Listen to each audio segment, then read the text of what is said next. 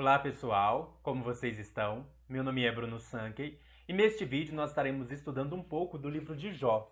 Nós vamos dar uma olhada no livro de Jó e nós vamos trabalhar a questão, sobre se Satanás existe, no livro de Jó. Eu já fiz um vídeo sobre Bíblia hebraica e eu falei nesse vídeo que não existe a figura do diabo na Bíblia hebraica, que é o que a gente chama de Antigo Testamento. Não existe diabo na Bíblia hebraica. Quando a gente fala não existe diabo na Bíblia hebraica, talvez o primeiro livro que vem na nossa mente é Jó. E Jó? Não tem o diabo no livro de Jó? Lá que aparece diante de Deus, e aí ele tira tudo que Jó tem, o diabo, não tem? Será que esse texto estamos interpretando corretamente? Então, neste vídeo a gente vai questionar um pouco essa interpretação de que existe um diabo no livro de Jó. E para aproveitar essa questão, nós vamos trabalhar um pouco de interpretações, de tentar interpretar o livro de Jó e tentar entender qual que é a mensagem por trás do livro de Jó. Eu já peço a você que deixe o seu like no vídeo, se inscreva no canal caso você não seja inscrito e ative o sininho para novas notificações. Antes da gente começar, eu quero dizer uma coisa. Eu vou fazer uma leitura do livro de Jó um pouco mais crítica.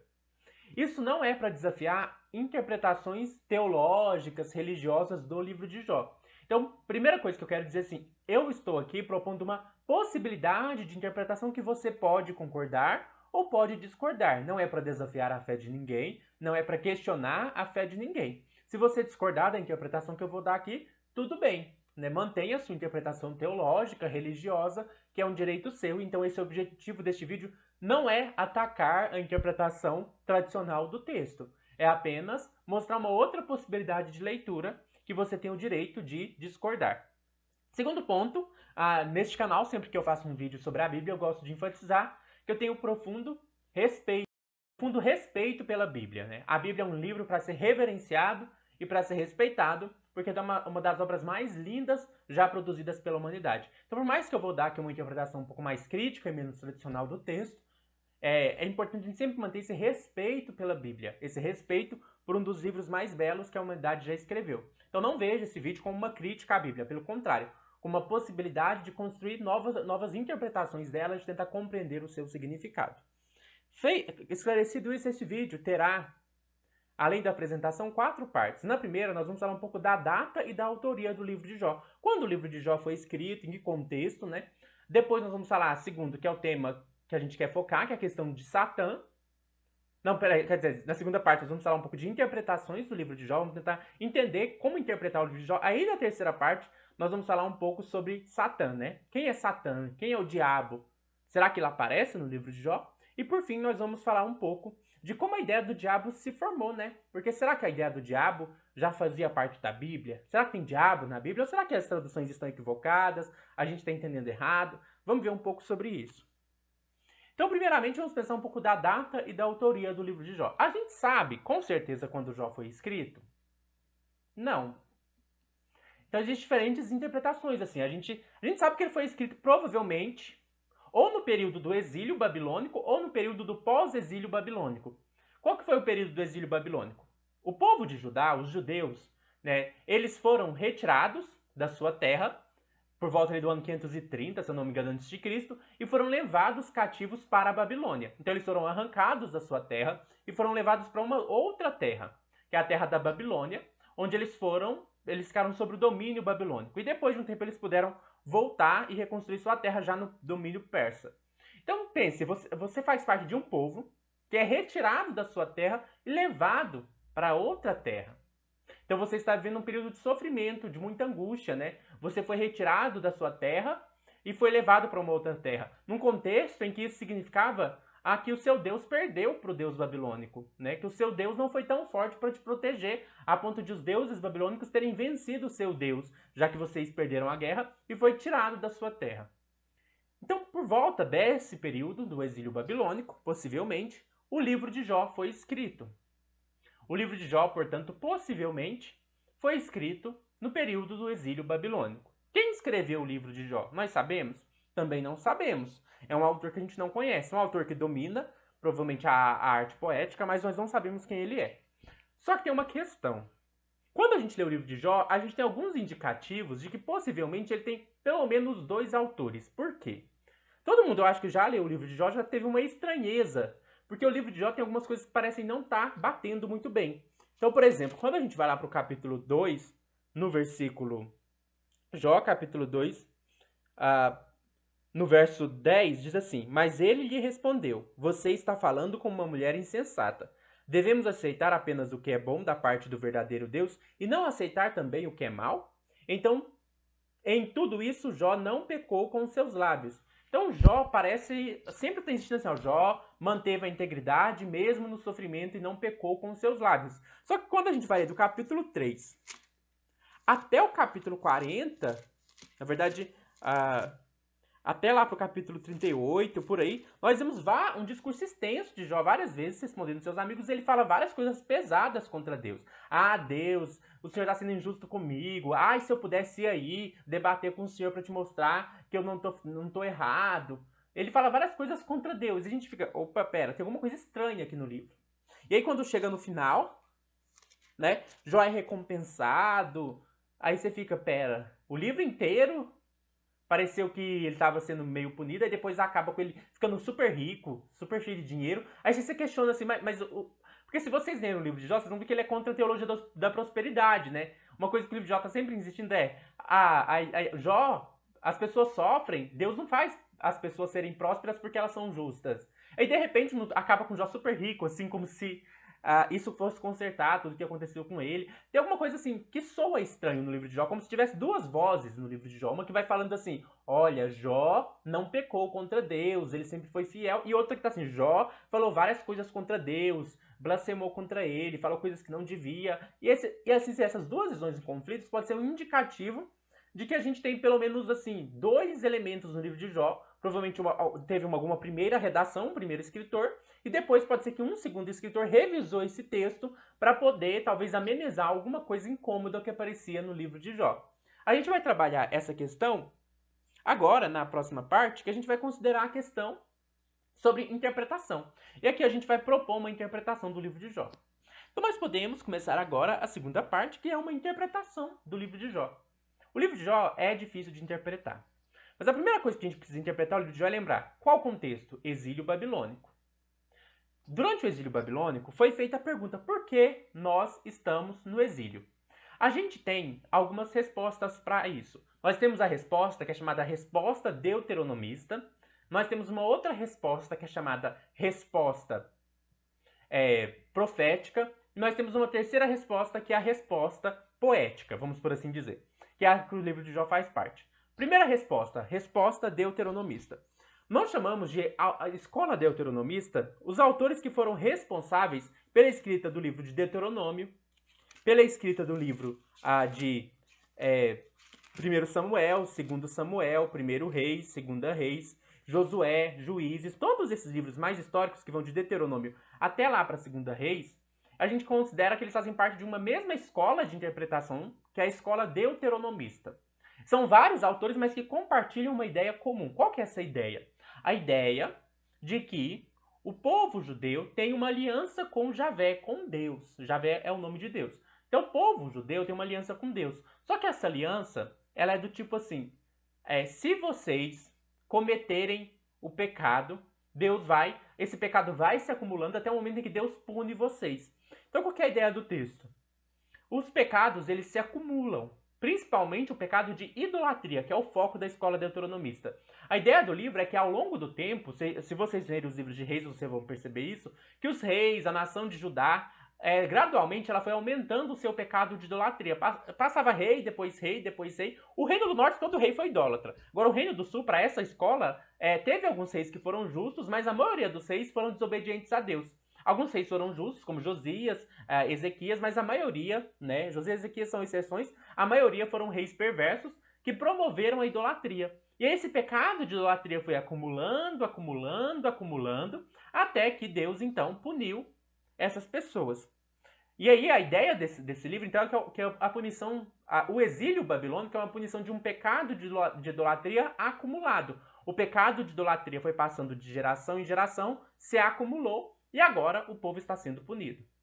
Agora nós temos uma outra interpretação. O que é importante a gente entender o seguinte: tirem da sua mente a ideia de que a Bíblia tem uma única visão.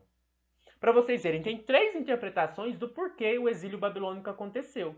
E vocês vão ver que essas interpretações são diferentes, até contraditórias, estão no mesmo livro, na Bíblia. Porque a Bíblia não é um livro que tem só uma visão. Ela tem diferentes interpretações e convivem juntas. E as pessoas que compilaram o texto não viram problema nisso, de habitar no mesmo livro livros, textos, tradições com ideias diferentes. Então, essa interpretação, a primeira interpretação, é a interpretação deuteronomista. A interpretação deuteronomista é a ideia de que Deus pune o pecado dos pais nos filhos que vão se acumulando por causa da idolatria. Né? Então, o pecado de idolatria foi se tornando cada vez mais acumulado. Se vocês lerem os livros de Reis, Samuel, vocês vão perceber isso claramente. Principalmente Reis. Leiam Reis, que vocês vão ver isso. A idolatria vai se acumulando de rei em rei, geração em geração, até que chega uma hora que está no estopim e aí a nação é punida. Né? E aí um texto até que retrata isso, embora não esteja no contexto deuteronomista, que está no livro de Êxodo, por exemplo, no capítulo 20, né, já é um texto que não necessariamente faz parte da escola deuteronomista, já que é no Êxodo, mas que reflete essa ideia da punição dos pecados nos pais e no filho.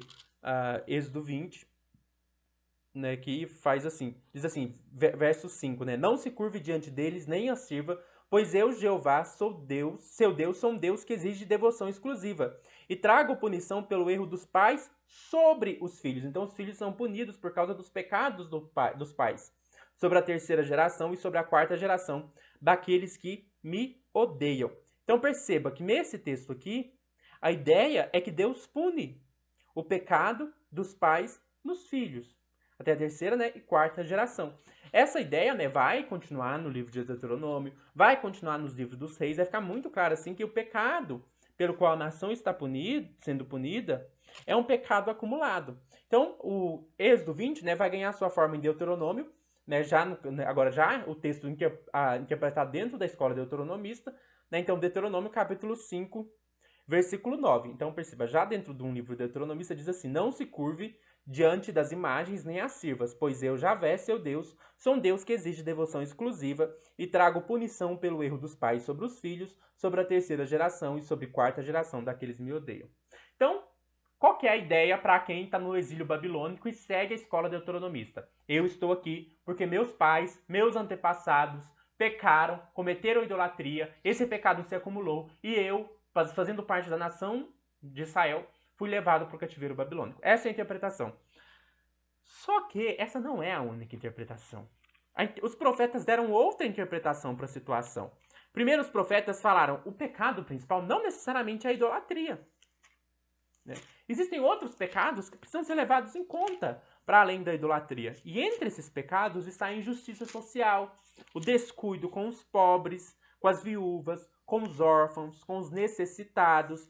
Então, os profetas já vão dar uma ênfase não tanto na idolatria, mas muito mais nos pecados éticos, nos pecados morais. Então, nesse sentido, a gente vai ter os profetas como Isaías, Ezequiel, dando essa outra interpretação.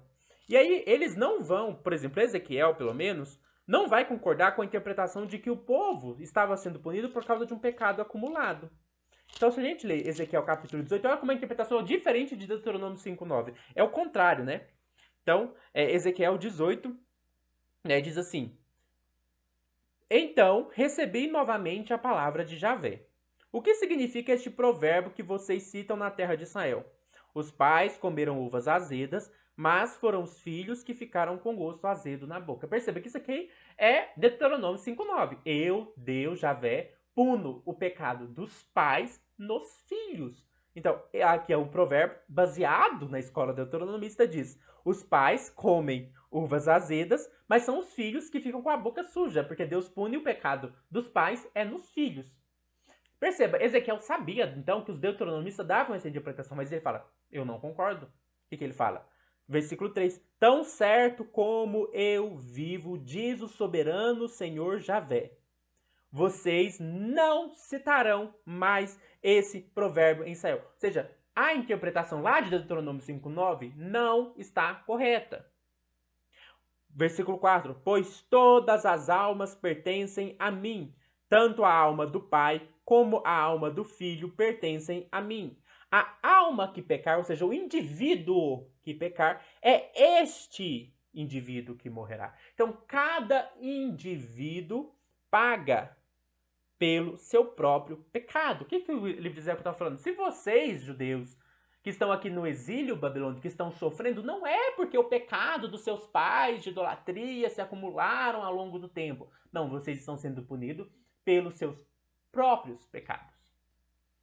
Mas existe uma terceira interpretação que vai discordar dessas duas, que é a interpretação dos livros de Eclesiastes e do livro de Jó, que a gente vai ver. Por isso, agora, leiam o livro de Jó, paralelo ao livro de Eclesiastes e paralelo a outras interpretações concorrentes. Qual que é a interpretação do livro de Eclesiastes? E a gente vai ver como ela aparece no livro de Jó. Então, nós vamos lá para Eclesiastes, né, e vamos trabalhar um pouco essa questão da interpretação dada pela escola mais poética. Interpretação da escola poética, vamos para Eclesiastes, capítulo 7, versículo 15, que diz assim: Durante a minha vida vã, vi de tudo, pessoas justas que morreram na sua justiça, e pessoas más que vivem muito tempo apesar da sua maldade. Versículo 16: Não seja justo demais, nem excessivamente sábio, porque deveria causar a ruína a si mesmo. Não seja excessivamente mau, nem seja tolo, porque deveria morrer antes do seu tempo. É melhor seguir um dos conselhos, mas não desconsiderar o outro, pois quem teme a Deus acatará a ambos. Então, o que o texto está dizendo? O que o autor de Eclesiastes está dizendo? Olha, eu observei as pessoas para ver se isso é verdade. Se os justos são recompensados e se os ímpios são punidos. O que o autor conclui? Já vi pessoas justas que morrem cedo e pessoas ímpias que morrem tarde, vivem uma vida próspera e longa. Então, na prática, não importa se você é justo ou se você é mau. Você não vai ser punido ou recompensado por isso. Por isso, não seja excessivamente justo, porque se você tentar ser justo demais, você não vai ser recompensado por isso, isso não vai te recompensar. Mas também, se você for muito mal, né, não é bom. Então, fica no meio termo. Já que a vida não é justa nem injusta, a vida não recompensa nem pune, então viva a sua vida. E aí o que o autor vai falar? Aí alguém pode pensar, mas às vezes isso é nesta vida, né, Eclesiastes? Isso é nesta vida. Depois que a gente morre, aí sim as pessoas vão ser punidas e vão ser recompensadas, não é? Aí o autor fala, não. Eclesiastes, capítulo 9, versículo 5. Pois os vivos sabem que morrerão, mas os mortos não sabem absolutamente nada, nem tem mais recompensa, porque toda a lembrança deles caiu no esquecimento. Nessa vida não tem recompensa, depois que morre também não tem. Versículo 6. Também seu amor, seu ódio, seu ciúme já não existem, e eles não têm parte em nada do que se faz debaixo do sol. Versículo 7. Vá, coma o seu alimento com alegria e beba o seu vinho com coração alegre, pois o verdadeiro Deus já se agradou das suas obras. Sejam sempre brancas as suas roupas e não deixe de pôr óleo sobre a sua cabeça. Desfrute a vida com a sua, aproveita essa vida, sua esposa, todos os dias da sua vida vã, que ele lhe deu debaixo do sol. Que Deus te deu uma vida vã, porque não tem recompensa, não tem punição. Sim, todos os seus dias vãs. Pois esta, e qual que é, então o que eu vou receber? Pois esta é a sua porção na vida e no seu trabalho árduo. O que você vai ter? Você vai ter sua esposa, sua vida aí. Versículo 10. Tudo o que a sua mão achar para fazer, faça-o com toda a sua força. Pois não há trabalho, nem planejamento, nem conhecimento, nem sabedoria no Sheol, no mundo dos mortos, o lugar para onde você vai. O que o autor está dizendo? Não tem recompensa, não tem punição. Deus não é um Deus que pune os ímpios e recompensa os justos. Então vocês que estão no exílio babilônico, que estão ouvindo aí a escola deuteronomista falando que Deus está punindo vocês pelo pecado de idolatria acumulado, ou vocês que estão lá ouvindo o livro de Ezequiel falando para vocês que na verdade vocês estão sendo punidos por causa dos seus próprios pecados. Escutem isso não. Não existe isso. Não existe isso. Justo também sofre. Não tem essa coisa de que Deus recompensa os justos e pune os ímpios. Não tem recompensa, não tem punição. Ok. É essa a ideia do livro de Jó. Jó está sofrendo e ele é justo. Jó está sofrendo e ele é justo. Só que Jó fica desapontado, né? Como assim eu estou sofrendo? E aí a gente tem, né, os personagens Elifaz, Beldade e Zofar. O que esses personagens representam? representam a interpretação da escola deuteronomista e da escola dos profetas, dizendo, vocês estão sofrendo porque vocês pecaram. Então, ele faz Beldade e Zofar, vão lá conversar com Jó. Vocês sabem da história, né? Jó, ele é um homem justo e fiel a Deus, e de repente começa a acontecer muitas desgraças na vida dele. Seus filhos morrem, ele perde toda a sua riqueza, ele era um dos homens mais ricos que existia, ele perde toda a sua riqueza, né? E ele perde a sua saúde física, ele fica extremamente doente. Mesmo assim, os seus amigos vão dizer o quê? Vão olhar para ele faz Beldade e Zofar, vão visitá-lo e vão falar assim, olha Jó, sabe por que você está sofrendo? Porque você pecou. Para um leitor dessa história aqui lá no exílio babilônico, no contexto, né? O que ele ia pensar? O que o livro está falando? Esse Beldade e Zofar, representam aquelas pessoas que estão dizendo para a gente que a gente está sendo punido por Deus, por causa dos nossos pecados. Mas aí a gente descobre que Deus está trazendo sofrimento para Jó, mesmo ele sendo justo. Que Deus é esse? Né? Que Deus é esse? E é esse que esse autor está questionando. Esse Deus, será que ele é um Deus bom? Será que Deus é alguém que recompensa os justos e pune os maus? Ou será que é aquele Deus que a gente já sabe que é dele que vem o bem e o mal? No livro de Jó não existe dualismo. Deus é a origem, tanto do bem como do mal. É por isso que o autor fala, no capítulo 2, no versículo... Jó, no capítulo 2 mesmo, no versículo 21, disse, nu saí do ventre da minha mãe, e nu voltarei. Jeová Deus deu e Jeová tirou. Que o nome de Jeová, o Javé, continue a ser louvado. Ou seja, Deus é quem dá, Deus é quem tira, Deus é quem traz a paz, Deus é quem traz também a desgraça. Então, que louvado seja o nome dele.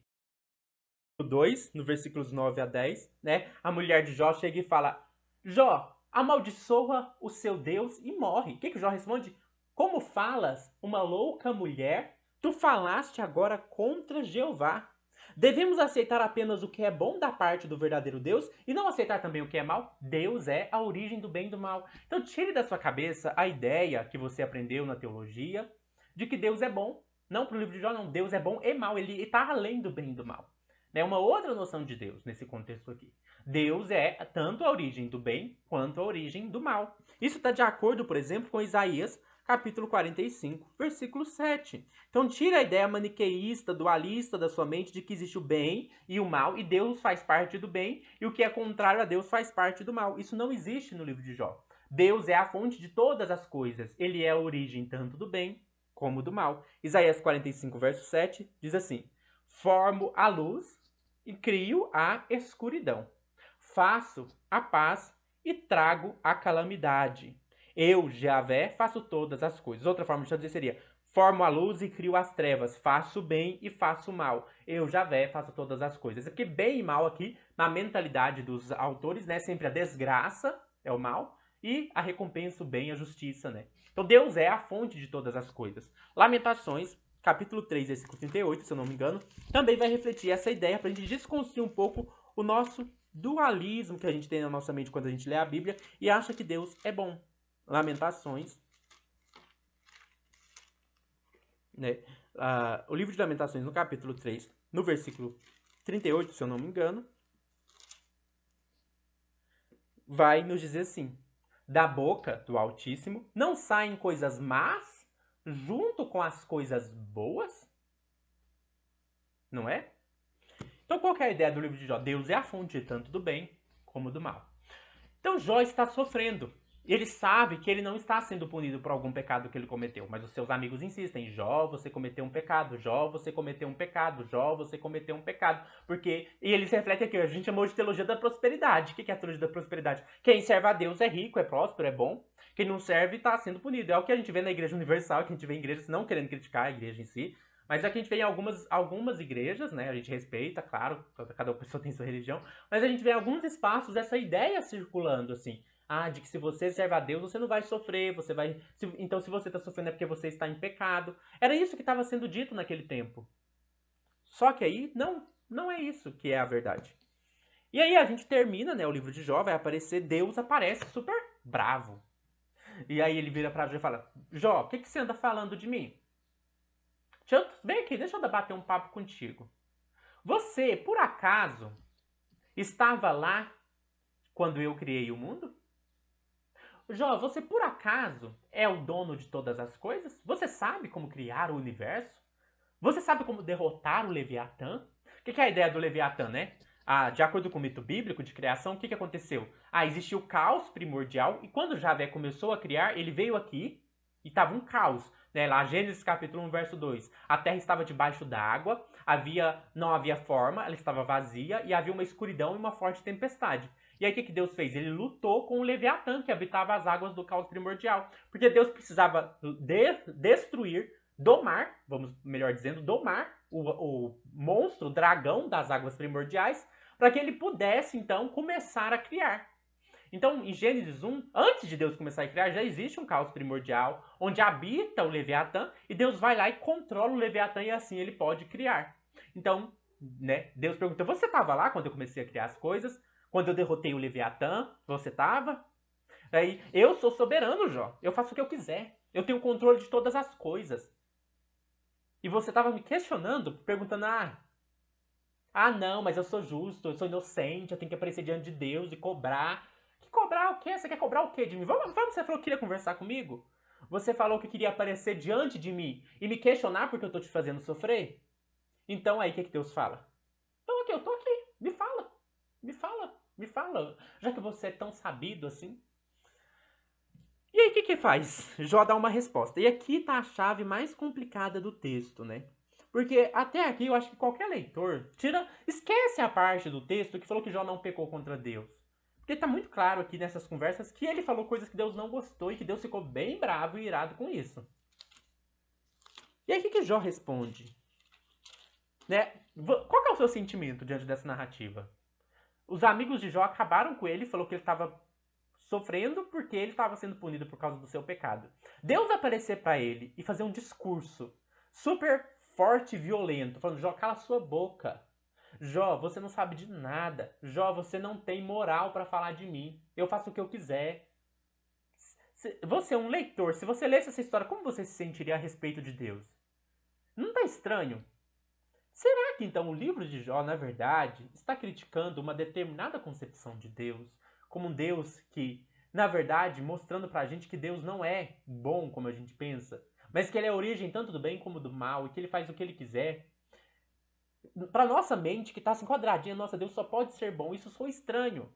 Mas o livro é bastante crítico. O livro está criticando aqueles que falam que Deus é um ser que retribui aqueles que pecam com punição e aqueles que são justos ele recompensa. Ele critica a teologia da prosperidade, ele critica a interpretação de que o exílio é uma punição de Deus. Ele vai criticando tudo, é um livro extremamente crítico. E ele termina com um Deus super bravo com Jó. E aí a gente lê a parte mais complexa do livro, que é o 42. Qual que é a resposta de Jó a tudo isso? Então Jó disse em resposta a Javé: Agora sei que és capaz de fazer todas as coisas e que nada que tens em mente é impossível para ti. Ou seja, você, Deus, faz até o mal. Tu dissestes: Quem é este que está obscurecendo os meus propósitos? Deus estava bravo com Jó, sem ter conhecimento. Aí Jó responde: É verdade que eu falei sem entendimento sobre coisas que são muito maiores do que eu consigo entender. Tu dissestes: Ouça, por favor, e eu falarei. Eu lhe farei perguntas e você me informará, já que você sabe tudo, né, Jó? Me dá informações aí. Ouvi falar a teu respeito, mas agora te vejo como os meus próprios olhos. É por isso que agora aqui tem um versículo complicado. É por isso que desisto do que eu falei e tenho pena do pó e cinza. Outras traduções eu trazer, é por isso que retiro o que eu disse e me arrependo do pó e cinza. Esse fechamento aqui é a chave para a gente talvez entender o que é o livro de Jó. Existem duas formas de interpretar esses versículos 1 ao 6. Existe a forma crítica e existe a forma tradicional. A forma tradicional é que Jó falou assim: eu me arrependo de tudo que eu falei, tudo que eu falei está errado. E a gente ficaria pensando: nossa, por que o livro de Jó fez enormes diálogos, extensos diálogos entre Jó e Elifaz, né? Jó tentando ele se defender, Jó mostrando que ele é inocente, para depois, no final do livro, ele simplesmente virar e falar: tudo que eu falei está errado. Tudo o que eu falei está errado. O livro inteiro, o que Jó falou estava errado. Será? Essa é uma possibilidade de interpretação. Jó se arrependeu de ter falado coisas que não devia contra Deus. O que já é uma interpretação estranha, né? Porque lá no início do livro, Jó é um homem íntegro que não pega contra Deus. Então tem alguma coisa assim curiosa aí. Outra possibilidade de interpretação é que esse trecho aqui é irônico. O versículo 6 poderia... na versão tradicional ele pode ser traduzido: eu me arrependo e retiro o que eu falei. Uma outra possibilidade de leitura, né? Já que o termo grego é nahan, que significa eu sinto pena, né, também pode significar isso, ele pode estar dizendo, na verdade, eu desisto de falar. E eu tenho pena do pó e da cinza. Eu tenho pena de homens feitos de pó e cinza. O que ele está falando, Jó, aqui, na verdade? Agora que eu vi quem é o Senhor, eu não tenho mais coragem de falar nada. Sabe? O Senhor apareceu para mim com um discurso violento, agressivo, me questionando, porque ele fala assim, olha, você foi me questionando coisas que eu não consigo nem entender. Foi me desafiando. Me explica, me informa. Deus foi super único com Jó. Me informa então, Jó. Se você é o sabe tudo, então me dá informações. Me fala, como que foi que cria as coisas?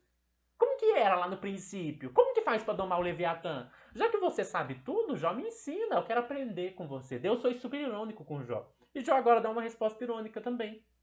Deus, agora eu sei quem que é o Senhor de verdade. Eu achava que o Senhor era de um jeito, mas agora eu vi que o Senhor é outra coisa. Eu achava, Jó fala isso lá nos diálogos, né? Que eu poderia chamar o Senhor para conversar e poderia me explicar e falar da minha inocência para o Senhor tirar meu sofrimento. Mas agora eu vi que isso não funciona. Eu vi que o Senhor é outra coisa. Eu vi que o Senhor faz o que o Senhor quiser.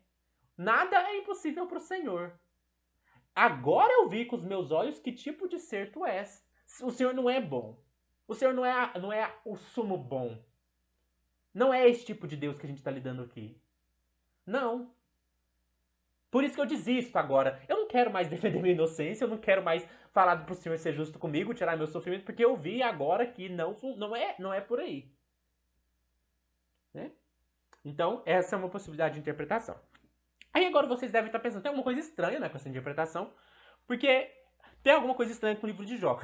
Mas essa coisa vocês vão ver também no livro de Eclesiastes. Então, eu vou dar um exemplo para vocês, né? No livro de Eclesiastes, no capítulo 12, a gente vai ler, né, por exemplo, Eclesiastes capítulo 12, versículos 13 e 14.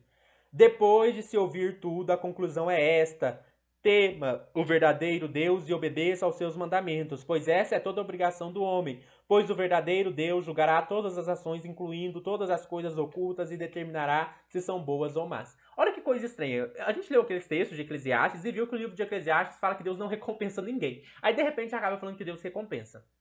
O que isso pode indicar pra gente? Esses livros, o livro de Eclesiastes e o livro de Jó, são incômodos. Eles estão falando que não existe isso de Deus recompensar o justo e punir os ímpios. Mas essa teologia é muito incômoda, muito incômoda. Por isso que possivelmente um segundo redator pode ter dado uma suavizada nessa mensagem. No caso do livro de Eclesiastes, o autor literalmente disse o contrário do que está no livro inteiro.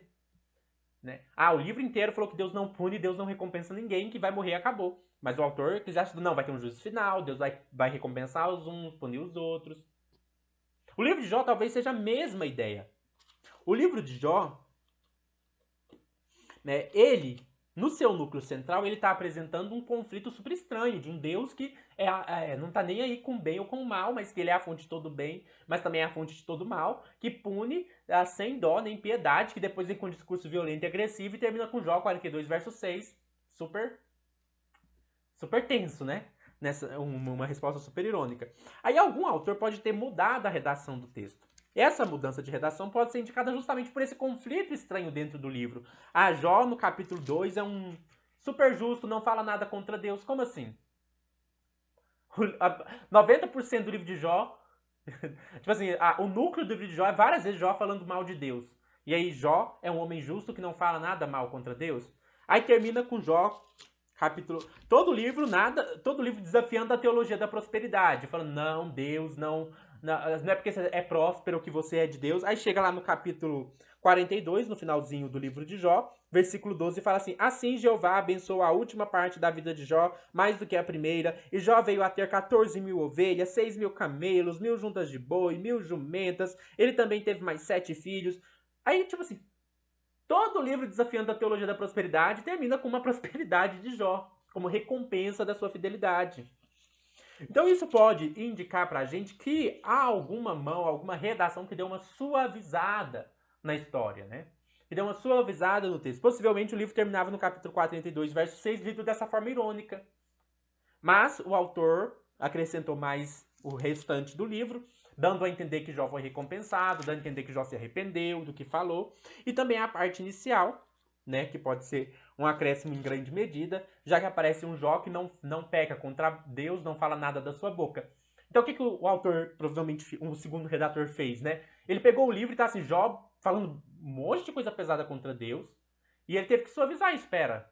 Vamos mudar um pouquinho essa narrativa. Vamos falar que Jó é um homem justo, que não falou nada de mal contra Deus, que sua boca manteve-se na integridade, e as coisas que ele chegou a falar, ele se arrependeu depois e Deus o recompensou por sua fidelidade. Então perceba que há duas teologias, parece, em concorrência no livro de Jó. Uma que está dizendo assim, Deus não é bom, Deus não é aquele ser que só manda o bem, Deus também faz o mal, Deus é um ser que também traz o mal, a desgraça para as pessoas boas, pessoas justas também sofrem. E Deus então não é esse ser bonitinho que vocês estão pensando que recompensa os justos e pune os maus. Deus não tem nada a ver com a teologia da prosperidade. Deus não é aquele que faz com que os prósperos sejam felizes, quer dizer, com que os justos sejam prósperos. Deus não é esse tipo de ser. E tem um outro autor aqui falando o seguinte: não, Jó nunca falou nada contra Deus. Deus só estava fazendo ali um teste. Deus, na verdade, Jó, tudo que ele acabou falando contra Deus, ele se arrependeu depois, e Deus também trouxe prosperidade porque Jó se manteve fiel. Então isso pode indicar, né? É uma possibilidade de interpretação, a gente não tem como falar com as coisas com certeza, mas indicar essas duas redações no livro de Jó. Inclusive, essa resposta de Deus super bravo, super irado com Jó, pode ser até relida à luz do fato, né, de que Deus, né, duvidou da justiça de Jó e viu que ele mesmo estava errado, né? Então Deus, assim, teve essa dificuldade de reconhecer o próprio erro. Tá, a gente aqui entendeu, assim, um pouco do contexto do livro de Jó, uma possibilidade de leitura. O Oswaldo, inclusive, o Oswaldo da Tenda do Necomandante, inclusive, é a pessoa que trouxe essa questão do capítulo 42, do versículo 1 ao 6c, uma possibilidade de uma leitura irônica. Nós temos também um livro que eu vou deixar, que eu usei como referência também, que fala da relação do Jó com a teologia da prosperidade. E aí a gente pode pensar, por exemplo, por que Jó é um homem que mora numa terra estrangeira, né? No capítulo 1, versículo 1. Na terra de Uz havia um homem chamado Jó. Por quê? Né? Será que isso quer dizer que então Jó representa aqueles que estão fora da sua terra, numa terra estrangeira como a Babilônia? Possível. Pode ser que Jó represente aqueles que estão na terra desolada de Judá, que foi devastada pelos babilônios? Talvez, né? Então esse Jó estrangeiro, esse Jó que está fora da terra prometida, né? Ele representando então o pessoal do exílio. Isso é uma coisa interessante. Outra questão também que a gente precisa lembrar do livro de Jó é que não existe no livro de Jó um Deus que é aquele Deus da nossa teologia tradicional. Ele não é o sumo bem. E a gente vai ver também que ele não é onisciente quando a gente for considerar a questão do Satanás, né? Que é o que a gente vai considerar agora, que agora que a gente entendeu um pouco do contexto do livro de Jó, né? Que resposta que ele está dando, ele está simplesmente dizendo o que Eclesiastes disse. Não é porque uma pessoa está sofrendo que ela está em pecado. Tirem a ideia da cabeça de vocês de que Deus é um ser bom, que pune os maus e recompensa os justos. Deus não é assim. Deus, às vezes, traz sofrimento para pessoas justas. Pessoas justas também sofrem. Pessoas justas também padecem. Então, Jó representa a gente que está no exílio. Nós somos justos e nós estamos vendo aqui que a gente está sofrendo. Não quer dizer que a gente é mal. Não quer dizer que é um pecado que Deus está punindo na gente. Não é isso. O justo também sofre. E esse Deus, talvez, que a gente pensa que é um Deus bom, talvez não seja exatamente assim. É bem crítico para vocês verem. Agora, entendido isso, nós vamos falar um pouco do diabo. Algumas pessoas acham que existe um diabo no livro de Jó. Para tanto, né, eles se baseiam em Jó, né, no capítulo 1 e no capítulo 2, que a gente sabe que não faz parte daquele núcleo mais crítico, né? Já faz parte, talvez, dessa redação que tenta um pouco suavizar o peso do livro de Jó. Mas vamos ler um pouco sobre esse suposto diabo. Jó, capítulo 1, versículo 7. Então Jeová perguntou a Satanás: de onde você veio? Satanás respondeu a Jó: de percorrer a terra e andar por ela. Já vou corrigir o erro aqui. Aqui está escrito Satanás, mas a palavra no hebraico é Ha-Satan, com o artigo Ha, né, que é o artigo definido o. O Satã. Não é um nome. Tá errado. Qualquer tradução que vocês verem Satanás com S maiúsculo, o nome, esquecem, tá errada a tradução. Ha-Satã. Satã é uma palavra no hebraico que significa adversário, opositor. Então aqui na verdade está escrito o opositor. Quem é o opositor? Dentro do contexto do pensamento hebraico dessa época, o que era o opositor? A ideia era o seguinte: Deus, ele se reúne com seres divinos, com anjos, com seres celestiais, e ele forma uma assembleia. Dentro dessa assembleia, Deus delibera sobre o que ele vai fazer, ele discute pautas, discute assuntos. Então Deus, ele tem uma assembleia que ele se reúne com seres divinos, com os anjos, a fim de debater, deliberar sobre algumas questões. Dentro dessa assembleia, existe um ser que é o opositor, que a gente poderia chamar ele de o promotor celestial. Quem é o promotor celestial? O promotor celestial é um ser dentro da Assembleia Divina, dentro do Conselho Divino, que tem a função de trazer acusações sobre pessoas da Terra diante do Conselho, diante da Assembleia, a fim de que a Assembleia possa avaliar essa afirmação. Faz parte do contexto da Bíblia hebraica, que vocês vão perceber isso, que Deus não é onisciente. Deus ele precisa testar as pessoas para ver se elas realmente são fiéis a ele. Qualquer um que já leu a Bíblia sabe disso. Qualquer um que já leu a Bíblia vai ver várias vezes Deus testando. Ele testou Abraão, ofereça seu filho Isaac, né, para mim. Então Deus está sempre assim, fazendo testes, fazendo provas. Ele testou o povo 40 dias no deserto para ver se eles eram fiéis a ele. Então Deus ele precisa aplicar testes para testar, para ver se aquela pessoa está sendo realmente fiel a ele. Porque o Deus da Bíblia hebraica, ele não é onisciente. Tirem da cabeça de vocês essa ideia de que Deus, na Bíblia, ele sabe de todas as coisas. Não. Deus ele não sabe de todas as coisas. Ele precisa colocar as pessoas em testes para conhecer mais sobre elas, para conhecer se elas realmente estão sendo fiéis a ele. Então, existe uma pessoa, um ser divino, dentro da Assembleia, do Conselho Divino, que tem a função de vir aqui na Terra, de observar a vida das pessoas e ver, olha, nossa, aquela pessoa ali, será que ela está servindo a Deus mesmo? Será que ela não precisa de um teste? Será que ela está sendo fiel de verdade? Então, esse promotor celestial, ele observa as pessoas na Terra, ele traz essa informação para o Conselho Divino, então o Conselho Divino se reúne, ele traz essa informação e fala, olha, eu estou sabendo de uma pessoa que não está, que eu tenho dúvida se ela realmente serve ao Senhor de verdade. E ele pede, eu posso ter autorização da sua parte para eu poder fazer um teste, para a gente testar essa pessoa? Então, esse promotor celestial, ele está a serviço de Deus, ele não é mau, né? Tira a ideia de mal e bem, a gente já viu que não tem isso, Deus também é a fonte tanto do bem como do mal. E esse promotor celestial está a serviço de Deus. Então ele age amando de Deus, ele cumpre funções que Deus lhe põe.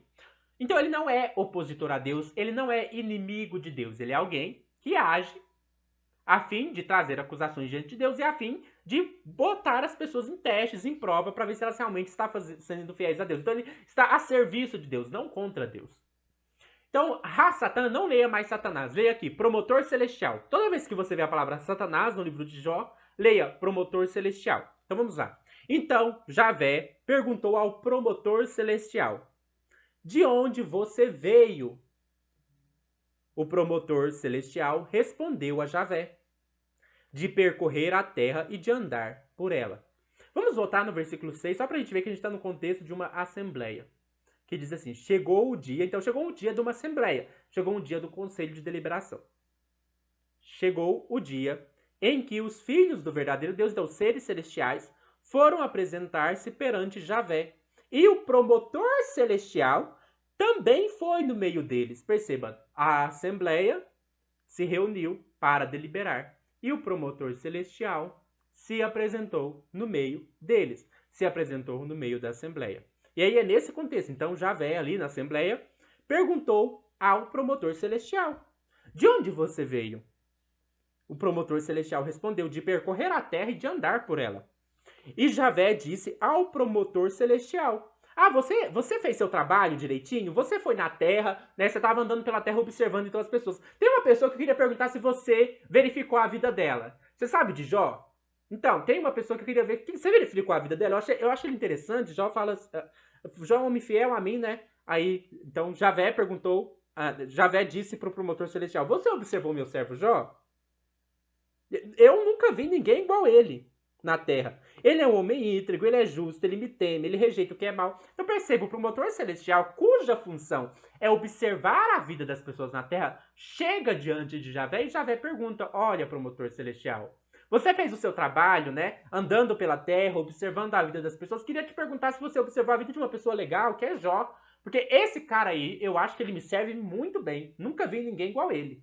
Só que aí o promotor celestial pergunta, ó, então o promotor celestial respondeu a Jó: será? Será mesmo, Deus? Será mesmo? Porque eu fiquei na dúvida. Eu fui lá observar ele, eu fiquei na dúvida. Ó, será que é por nada que Jó teme a Deus? Não pusestes uma cerca de proteção em volta dele na sua casa e de tudo o que ele tem? Tu abençoastes o trabalho das suas mãos e os rebanhos dele se espelham pela terra. Mas agora levanta a mão e atinge tudo o que ele tem, e com certeza ele te amaldiçoará na tua face. Ao versículo 12. Então Javé disse ao promotor celestial: pois bem, tudo o que ele tem está nas suas mãos, mas não mate ele, né? Não estenda a mão contra ele. De modo que o promotor celestial se retirou da presença de Javé. Qual que é o contexto aqui? Não tem nada que o inimigo, não é o inimigo. A ideia é simplesmente de que o promotor celestial vai diante de Deus. Deus fala: olha, tem um cara lá na Terra, queria saber se você está observando a vida dele, porque eu acho que ele é muito justo. Aí o promotor celestial: não, mas eu fiquei na dúvida, porque quando eu fui lá observar ele, eu vi que ele é rico, eu vi que o Senhor recompensa ele muito. Eu acho que ele é o favoritinho do Senhor, pelo jeito. O Senhor, né, mima ele. Será que ele não está sendo fiel só porque o Senhor está mimando ele? Aí Deus: será? Nossa, pior que pode ser mesmo. Por que Deus permite que Jó vai lá e tire, permite que o promotor celestial vai lá e retire tudo de Jó? É porque ele ficou na dúvida. É porque ele pensou: nossa, realmente tem que testar. Realmente eu tô na dúvida agora que você falou isso. Pode ser mesmo, pode ser mesmo. Então Deus ficou na dúvida. Né? Não tem isso de Deus onisciente, né? E aí, então Javé disse ao promotor celestial: pois bem, tudo o que ele tem está nas suas mãos, mas não estenda a mão contra ele mesmo, de modo que o promotor celestial se retirou da presença de Javé. E aí que, né, vocês sabem da história, o promotor celestial vai testando ele, e no final do teste a gente vê que Javé estava errado, né? Pelo menos pra... Aí fica essa coisa meio complexa, assim. Pra essa redação final do livro, Javé se enganou, né? Javé se enganou. E é por isso que a gente entende que ele ficou super bravo. Inclusive, o Carl Gustav Jung, né, tem um livro sobre, que chama Resposta a Jó, né?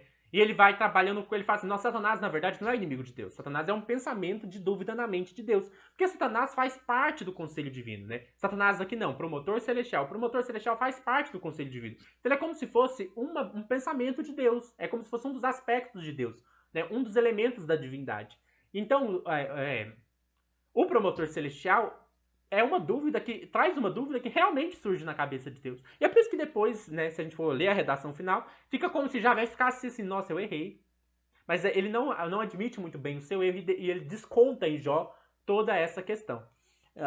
Ele faz todo aquele discurso bem pesado, descontando, né, toda a raiva, toda a ira em Jó. Claro, se a gente lê o texto assim, a gente percebe o quanto o texto é polêmico, quanto o livro é polêmico. E é por isso que talvez tenha essa segunda redação que suaviza um pouco disso, né? Então o livro de Jó é um livro polêmico, é um livro complicado, é um livro que apresenta questionamentos de um povo que está sofrendo. Será que Deus é mesmo justo? Será que Deus é mesmo bom? Será que Deus é uma pessoa que não falha? Às vezes Deus erra, às vezes Deus faz apostas. Ele apostou com o promotor celestial sobre se Jó era bom ou não. Então, a gente percebe essa construção da narrativa que se a gente entende o contexto desse livro, é um livro poético, não é um livro para falar: nossa, literalmente isso aconteceu. Não, não aconteceu literalmente essa história, é uma história poética, uma história que está lidando com o problema do mal. Então nós estamos sofrendo. Será que é porque a gente está sendo punido?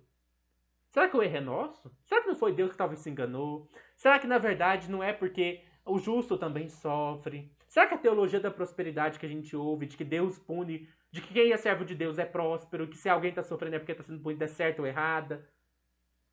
Não, esse é o questionamento do livro. Leia o livro como um livro poético. Ele não está blasfemando contra Deus, não é um livro assim terrível. Não, é um livro crítico que traz uma história fictícia para questionar um pouco isso, para trabalhar essas questões, para expressar essa questão: será que Deus é mesmo bom? Né, eu tô sofrendo, é o que a gente chamaria hoje de problema do mal. Não no contexto formulado filosoficamente, porque ainda não tem essa ideia de Deus onisciente, onipotente, Mas nós estamos sofrendo. Como fica Deus nisso tudo? Isso é a ideia por trás do livro de Jó. Então não tem diabo no livro de Jó, né? Deus é a fonte do bem e do mal, e o Satã do livro de Jó é o promotor celestial que está a serviço de Deus. Por fim, para a gente finalizar, né, para matar um pouquinho da curiosidade, a gente poderia se perguntar: onde surgiu a ideia de um diabo? Na Bíblia hebraica, no Antigo Testamento, essa ideia não existe. Já no Novo Testamento, a gente sabe que ela existe. Isso aí é óbvio, né? Já no Evangelho de Mateus, no capítulo de número 4, a gente vai ler o seguinte, né? Jesus foi conduzido pelo Espírito ao deserto para ser tentado pelo diabo. Então, ok. João 8,44, por exemplo, vai dizer o seguinte: vocês são filhos do seu pai, o diabo. Então, diabo existe. 1 João, né, capítulo 3, versículo de número 8, né? Vai dizer o seguinte, é que o diabo... Tô tentando lembrar o texto de cor, né? Por isso que eu tenho certeza se é esse mesmo não, mas... é sim, 1 João 3,8. Quem pratica o pecado se origina do diabo. Acho que agora tem outro texto que também seria legal para ilustrar um pouco da presença do diabo, que é Apocalipse capítulo 12, né? A gente vai ler o seguinte sobre o diabo, né? Apocalipse 12, versículo... Na verdade, todo o capítulo 12, né, aparece o dragão, aparece a serpente, que representa o diabo. Né? Então, talvez... Apocalipse 12, versículo 9, né? Assim foi laçado para baixo o grande dragão, a serpente original, o chamado diabo e Satanás. O que é o problema aqui? Não existe diabo na Bíblia hebraica. A serpente lá do Éden não é o diabo. O promotor celestial do livro de Jó não é o diabo.